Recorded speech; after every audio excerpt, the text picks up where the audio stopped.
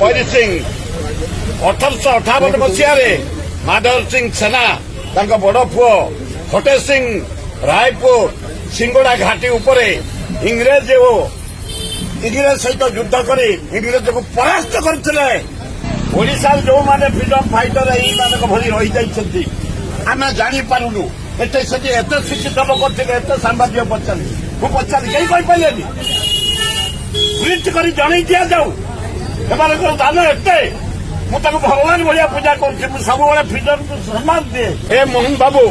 आमर जिते freedom fighter आदिवासी हूँ हरिजन हूँ अन्य जातिर हूँ विषय स्कूल दियो पिले जानतु कॉलेज दियो गाँ गहली दियो